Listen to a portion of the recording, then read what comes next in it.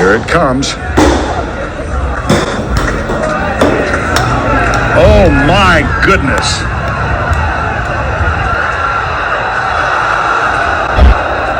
Oh, wow! In your life have you seen anything like that? Well, 24 stations.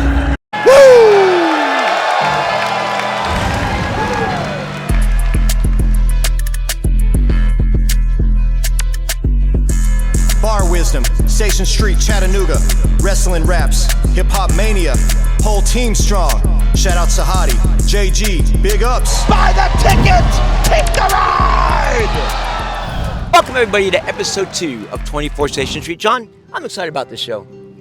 Am I allowed to be excited? Yes, you can be. Woo! Yeah. We are open. Tell the viewers some of these segments that we have not yet done before. Oh, of course. We're going to have, the Weekend Pass with Isaiah Beauty. Yeah, I like that.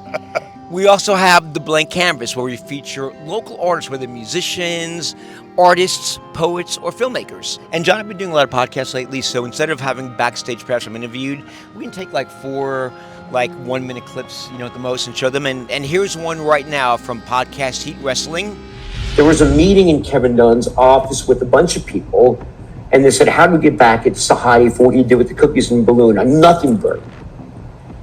And they said, let's hit him when it hurts. Let's have Vince take away his father's Legends check. And that's what they did to get back at me, Derek. They took away my father's Legends check. And if you fuck with my father, you're fucking with me. I'm sorry. I love my dad. He's my best friend. And that's how they got back at me. Fucking shame on them. I'm sorry for cussing and getting angry. I really am. Do you think that came from Vince or Kevin? It came from Kevin. But Vince could have said no. Lou Sahadi deserves that check. But he didn't. And they took that away to get back at me. They hurt my dad. Fuck them. Wow, you were pretty angry, man. Dude, you don't mess with my dad, man. Mess with my dad. Let's introduce right now our co-star from the middle of America. He was Wesley Croy. This is breaking news from 24 Station Street. We interrupt this show to bring you breaking news about an assassination attempt that is going down in Latin America. We take you now to our reporters on the scene. Good afternoon. Wide World of Sports is in the little republic of San Marcos, where we're going to bring you a live, on-the-spot assassination. Take it away, Howard. This is tremendous, Don, just tremendous. The atmosphere heavy, uncertain, overtones of ugliness.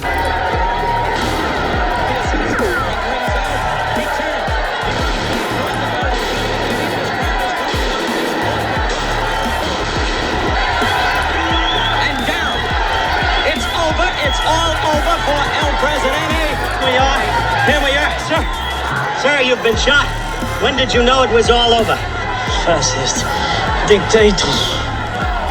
Well, of course you're upset, and that's understandable under the circumstances. I guess now you'll have to announce your retirement. This is breaking news from 24 Station Street. John, can you believe we just saw somebody being assassinated live on national TV? That looked like it was in broad daylight in front of everyone. Yeah. Whoa. Yeah. Speaking of dead, let's go right to our first segment, Dead or Alive. This week, it's Gunnar Mathis. He's a wrestling savant. Let's go. Woo! Welcome to Dead or Alive, the only game show where the past body slams the present. Welcome back to Dead or Alive, where your memory is tested and so is your sense of morality. Tonight's challenger has already shocked the world with a perfect first round. Can he still keep it going? Yes, this shit's too easy. Round 1, squash match. All right, let's keep it up.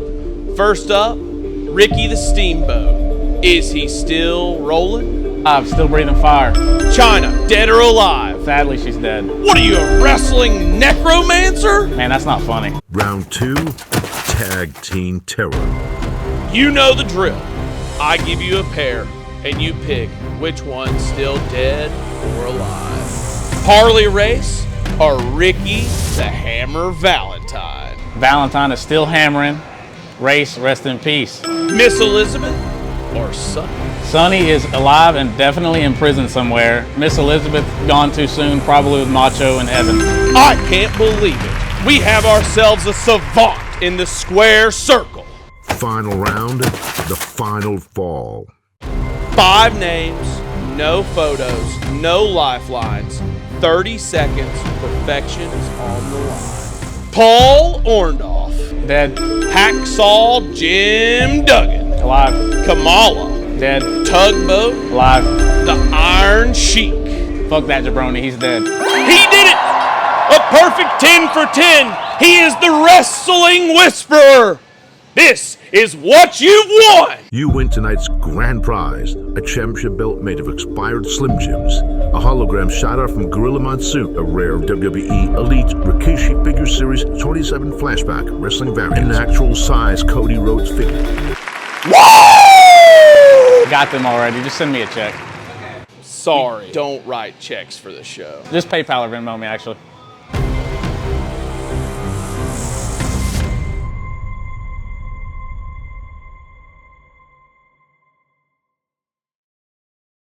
The following is a presentation of Goofball Productions. Ouch, bad start. I'm determined. Hello, how are you doing tonight? I'm doing great. How are you doing? I'm doing great. I'd like to get a room for a special friend of mine named Carly. Oh, okay. We have a room with 2 queens available. Oh, no, 2 queens doesn't work. She's like worth 3 queens, okay? 3 queens. You have a king suite with that work? I'm the king. 3 queens beats 1 king. She's 3 queens. Oh, we do have a honeymoon suite available. No honeymoon suite. She's a friend that's a girl. She's not a girlfriend, okay? No honeymoon suite. I need presidential suite, please. Well, you know, I offered everything we have, so... I'll find one, okay? I'll find a presidential suite. Okay, have a good night. I think I found it. Oh, shit. That's not gonna work. Jeez, that's a huge bathtub. Do you have any presidential suite here? Can you help me? Who the hell are you? Do you know where the presidential suite is? Who the hell are you? Oh, you again. Damn. I'm locked out. I'm gonna sleep now. This has been a presentation of Goofball Productions. And now, the top 10 wrestlers Pearl Jam's Eddie Vedder would be if he were a pro wrestler.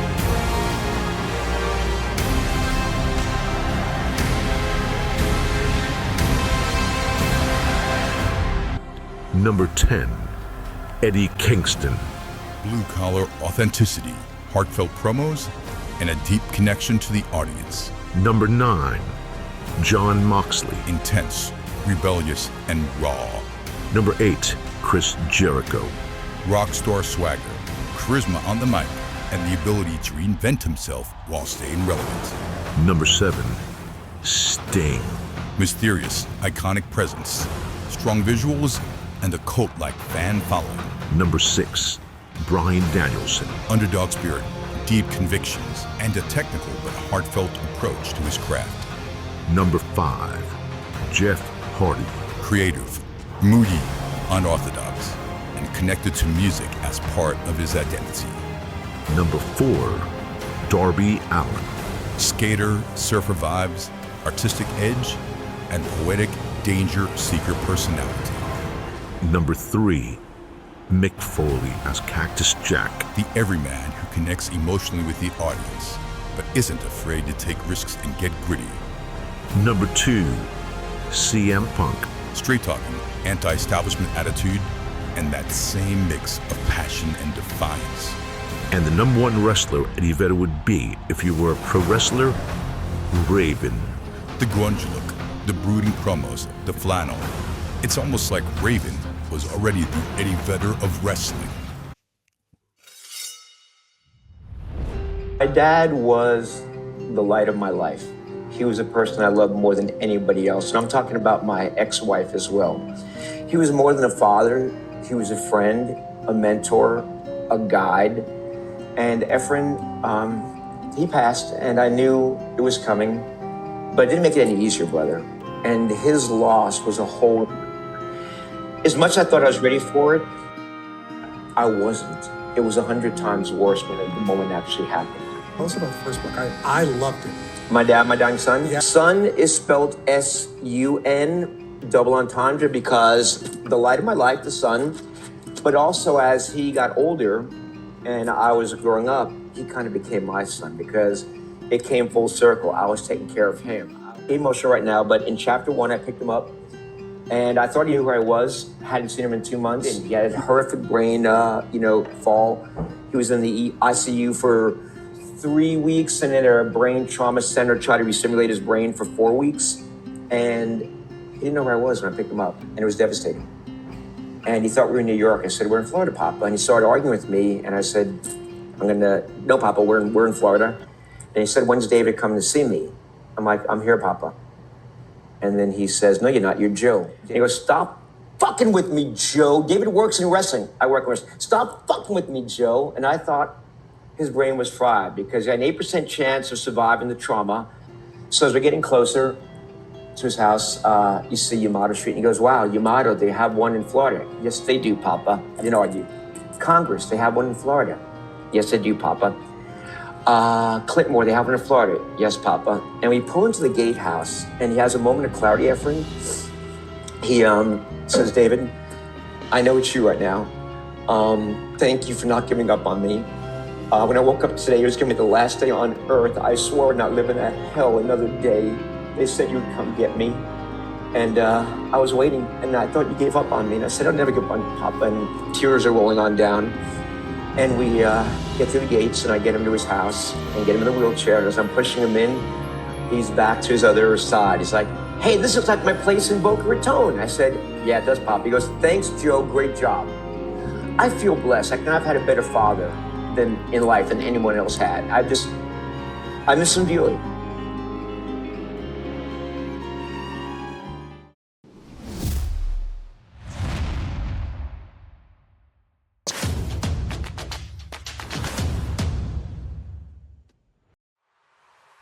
What is up, ladies and gents, and welcome back to the 3 Count. This week, we're breaking down 3 viral wrestling moments that absolutely shattered the internet. Clips that had fans screaming, debating, and smashing that retweet button. So, let's not waste any more time and get right into it. First up, WWE superstar Rhea Ripley during the Clash in Paris event was mobbed by fans as she tried to get into her Uber. The clip spread like wildfire, with the behavior even being called zombie-like, as Ripley begged fans to respect wrestlers' personal space, which sparked a massive question: where's the line between passion and invasion? I guess we can call it a lesson learned. Loving your favorite star doesn't mean chasing them down like The Walking Dead. Next up, the wrestling world stopped in shock when Raja Jackson, son of UFC legend Rampage Jackson, had an altercation at a Knox Pro event and brutally attacked Psycho Stu in a planned spot taken way too far. The footage was everywhere. Fans, fighters, and even IFBB pro bodybuilders such as Coach Greg Doucette reacted. Outrage, debate, and a reminder that wrestling may be scripted, but this was all too real. Sometimes the craziest viral moment isn't the storyline. Sometimes it's a real implosion. And of course, the #1 moment that broke the internet, the shocking WWE return of CM Punk.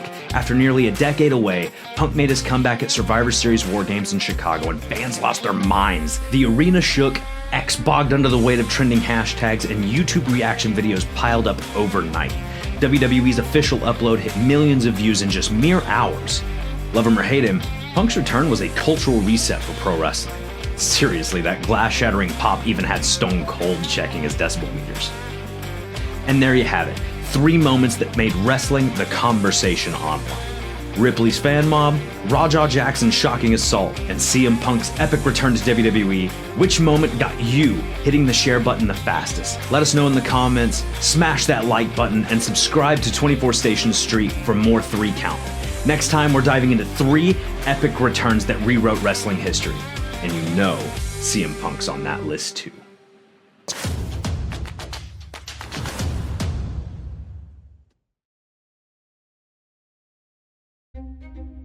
This began 5 months ago. Hi, I'm David Sahadi, the showrunner for RAF1, and what a joy. This is the eve of the very first show, and I am just so stoked. This began as an idea that Hulk Hogan had. He called Eric Bischoff, and Eric Bischoff called me after I got the phone with Hulk Hogan, and then I called my business partner and friend, and over time it grew. It became bigger and bigger. We're presenting freestyle wrestling in a way that nobody's ever presented it before, and it's very exciting. We have super slow-mo cameras. We have a sky cam. We have a jib.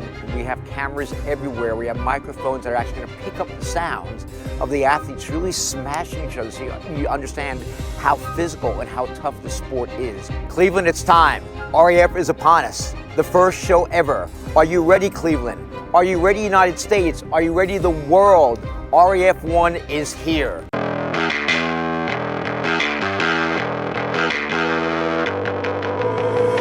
Oh, from the ashes, I will rise. No satisfaction without the fight. A man has limits, oh, so they say. But I never listen, did it my way. I'm gonna take what's mine, I paid my dues. I dare you to walk a mile in these shoes. The beat in my soul just keeps getting louder. Give me some of that power. Give me some of that power. I wanna feel it in my blood, feel it in my veins, show you that I can't be tamed. Give me some of that power.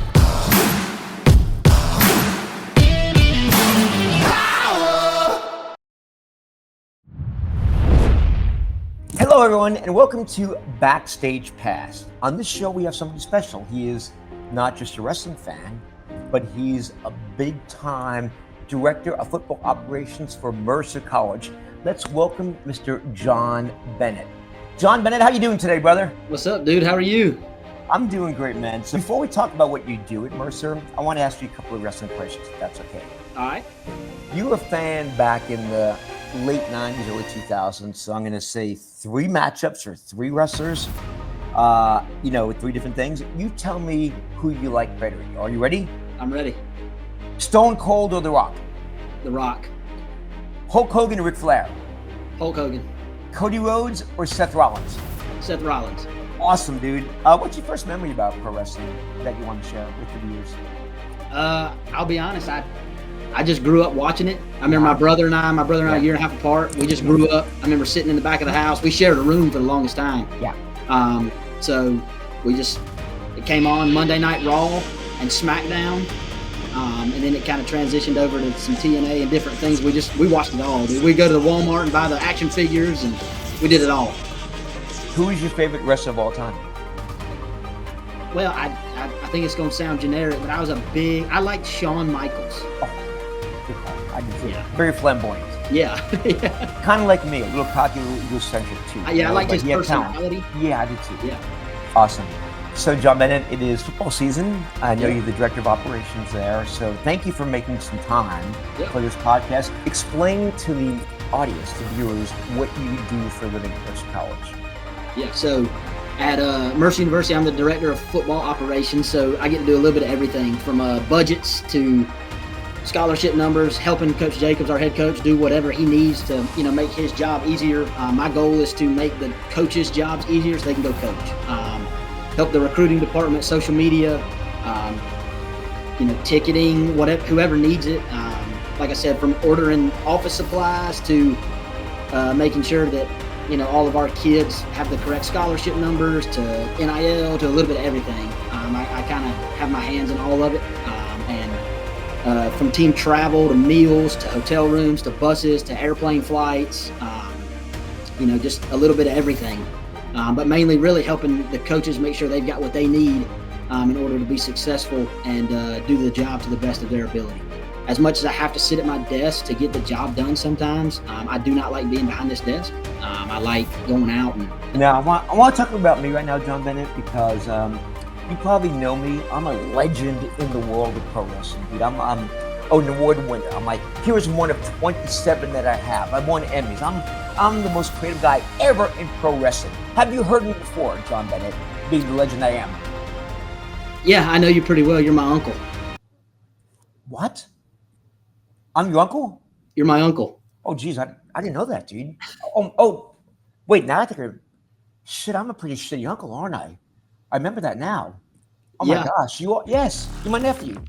Yes. Oh, I'm so embarrassed, dude. Oh geez. So I've been a preacher uncle, haven't I? Yeah, you have, and I got better things to do. I'm sorry. Don't go. He's gone. Ladies and gentlemen. Hey guys, can we cut that last part, please? Let's edit out the last part. I forgot that he was my nephew. Please cut it. Cut it.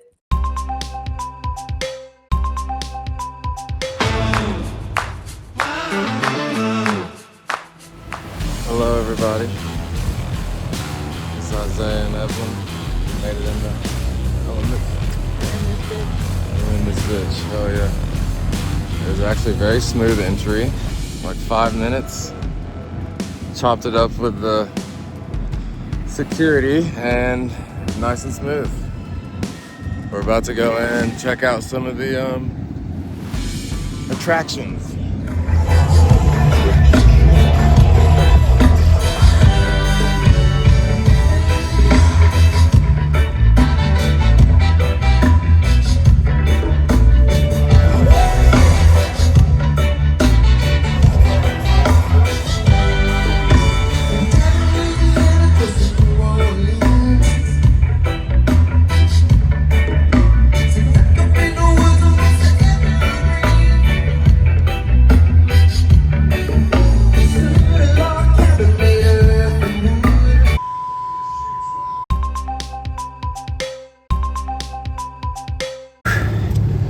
My man, was that what you expected?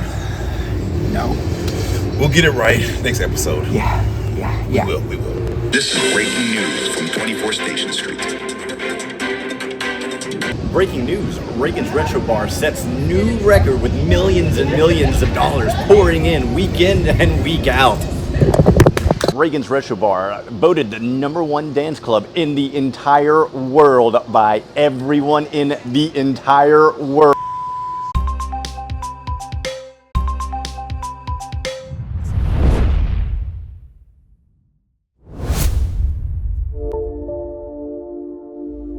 People always ask us about our little black book. Well, it is the canvas for the people belly up to the bar.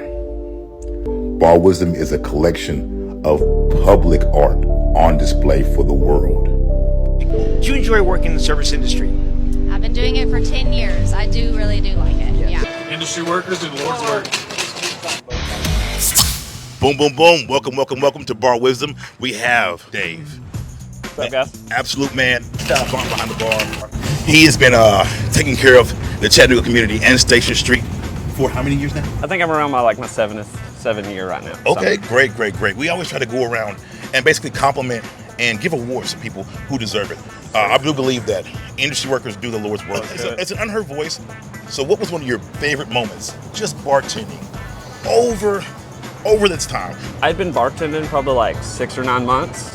Came in for a dinner shift, but whenever I worked that shift, it was one of those where I didn't really have to ask anybody for any help. I kind of felt like I knew what I was doing. Okay. Feeling like every drink was made great. The service was great. I made great money. Yeah.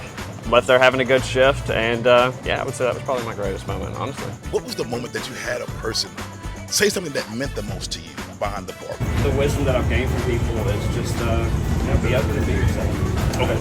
Be accepting of who you are, and what you're doing in life, and always take pride in that. All serious stuff aside, what was one of your funniest moments that you've had, whether it's something you did yourself personally or something you witnessed here on the streets of Station Street? What was one of the funniest moments you've had? Me and the other bartenders here over the years, we've had a lot of just different funny moments. We have a hammer back there, and we used to just kind of smash fruit out on the patio. 1, 2. Relieve a little bit of anger sometimes at the end of the shift. I'm not saying nothing too crazy, just 1 or 2 just to blow the steam off. But, it's just the camaraderie of that and having a good time and letting loose. Well, thank you for that time. Thank you for always taking care of us. Thank you for always making sure that I don't overstep my bounds with my limits too as well. But before we want to go, I just want to let you know, we're going to gift you, of course, our Bar Wisdom feature book for you as well. We're going to have also for you, The Nocturnal Me by David Zahadi for sure. Right on. For you. And also, Jesus Orbits the Moon. For you. Love to see it. No, Papaloo. Oh, Papaloo special. Papaloo for Papaloo. Papaloo. Oh, I got Papaloo in my back. No. Thank you, guys. Thank you. Here we go.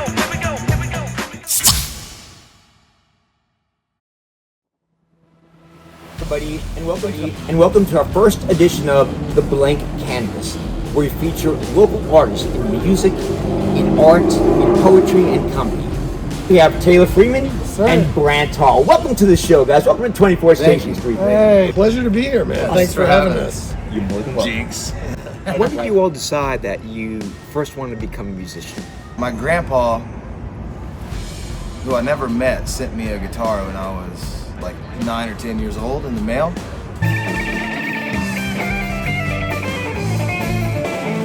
And I started playing it, messing around with it, and then, you know, I got a little Nirvana chord book, started learning little Nirvana songs. Here we are. Awesome. Here we are. Who were your early influences in the music world? I know a huge influence for me and the trajectory of my musical endeavors was the band Yes, and the guitarist Steve Howe. They have the badge of honor as far as influence goes because they steered me in the direction that I'm going today. Awesome. I like everything. Awesome. Now I take inspiration more from like life events and nature and that's right, books and stuff. Who gave you inspiration? One of the biggest inspirations in life is having a child. Watching your child grow up. My little tiny baby boy, 7-year-old boy who reads chapter books now. It's crazy. But he just inspires me to just strive for the best in every area of my life.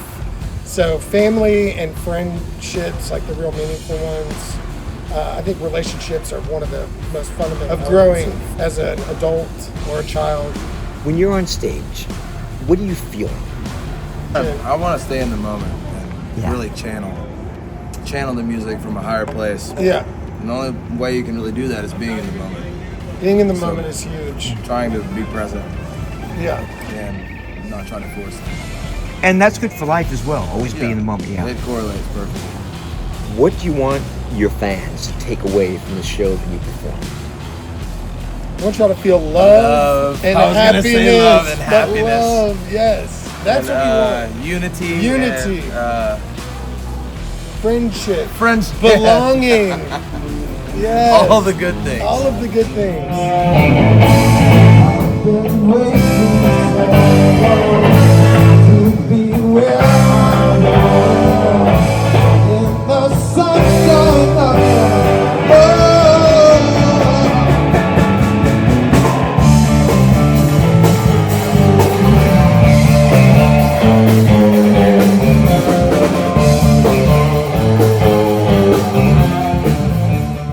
The following is a presentation of Goofball Productions.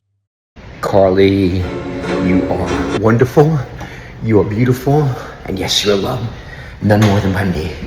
But enough about me, it's about you. You're finding your own voice. I'm gonna get you a white rabbit. My old apartment, it represents self-empowerment and growth. Proud of you. That looks different. Wait, what rabbit? Ah, shit. It's a white elephant. Wait. Oh, it's a squirrel. What's in there? Oh shit! It's Fred! Fred, you're dead! I gotta get out of here.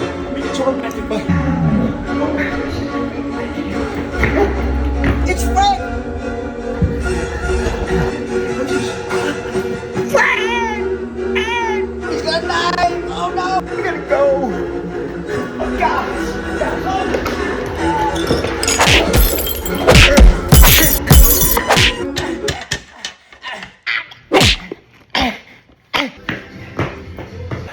Thank God for this crystal. It saved my life.